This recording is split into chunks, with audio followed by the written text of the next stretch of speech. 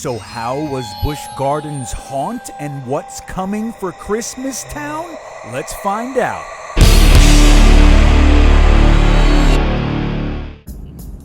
Now, every trip to Busch Gardens is going to start with a little bit of traffic, but nothing like the traffic we ran into the Saturday before Halloween, where we decided, let's not go and come back another day, which we did. We ended up back at Busch Gardens, Williamsburg on a Wednesday night. Hello, everybody. This is Greenbean from Full Time Coaster Tour, and this was our first time at Busch Gardens since we made that update video where we filled everyone in on what to expect post-COVID procedures. And this time when we made it back, it happened to be Halloween week, so we got to experience the haunt atmosphere. Everything that Busch Gardens does during the haunts is just so fantastic, and we were there for all of it, and we're going to give you a review and what that all looked like. The first thing, and really most important, was every single roller coaster was open. If you remember from the first video,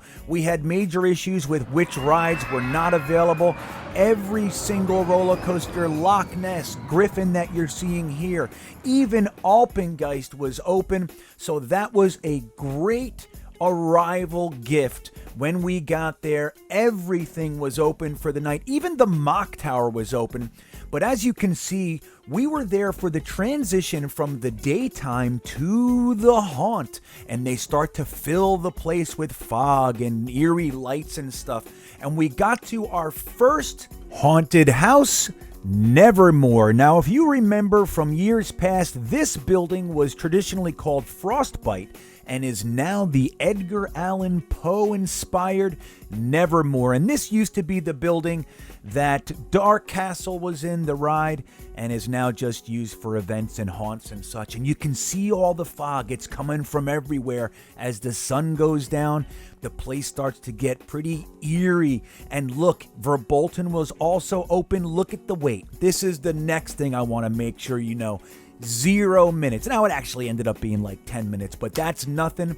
Every single roller coaster was essentially a walk-on. And that brings us to our next haunt, Witch of the Woods. And this used to be Cornstalkers back there. And this is right by the Fest House where this show was going on. And I gotta say, that haunt was nowhere near as good as Nevermore. They are not all created equal. That is something that you will definitely realize. Some are scary, some are good, and some are not. But they also had the scare zones, and I'm going to let you hear what that was like. I'm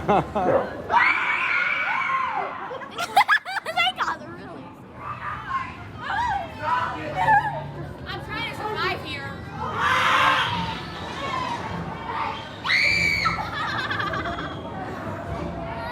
Hi. You okay?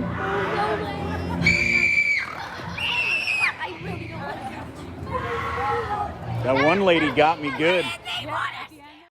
So as you can see, that was the scare zone, and that was the one right back there by Alpengeist. And right next to that is another scare zone called the Meat Market. This is on your way to France over the bridge. And this is where I'm going to show you how you can handle the scare actors if you have scared kids around. You're just trying to make it through there. And watch my wife and how she handles these chainsaw wielding monsters for the little ones we had with us. Here, watch the girls. Don't mess with the girls.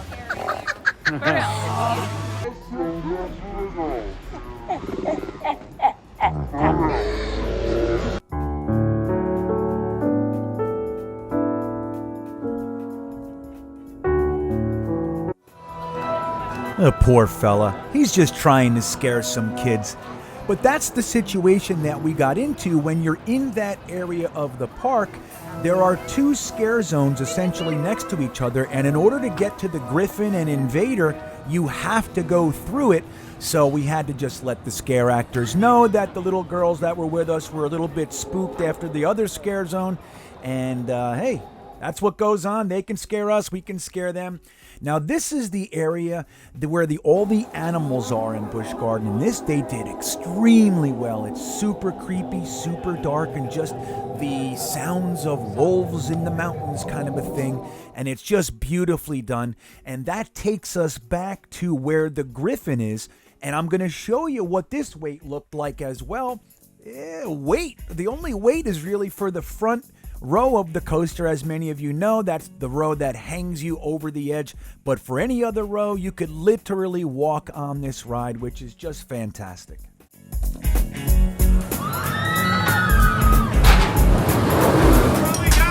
Maybe you're a doctor. This is a real deal. Look at me and my colleague. You're just a tasty meal.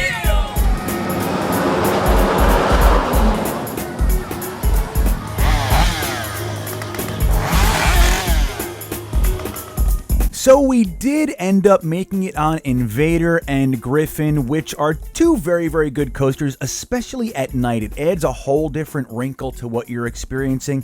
And then we had to walk back through the meat market to get to where we were going. We were going to head toward Italy, and you can see all the scare actors still trying to get their last scares in. Again, Busch Gardens does such a good job with making the area feel the way they want you to feel.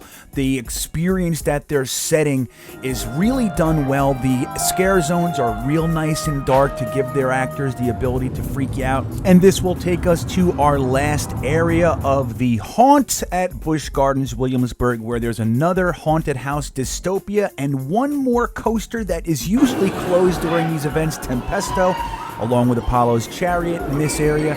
They were both open. And as we look at the train, this will be a great segue into the preview for Christmastown. Look, the train is all creepy during the haunt, and in Christmastown, it's one of the centerpieces as they get you to feel all festive, and everything's changed in a very, very short period of time. They do such a good job of transitioning from the haunted feel of the Halloween experience over to the Christmas experience. And I want to make sure that I let you know exactly what to expect when you get there.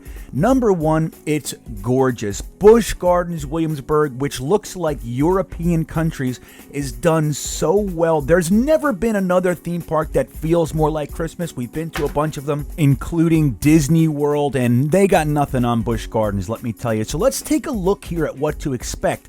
Only 3 roller coasters are going to be open: Verbolten, Invader, and Apollo's Chariot. Great coasters, but you need to know that going in. 3 of their 8 coasters are going to be open. Among some other rides, the Christmastown Express, which was the train that I told you about, the Knocked Tower, which is usually the Mocked Tower and becomes the Knocked Tower for Christmas, which means the Night Tower.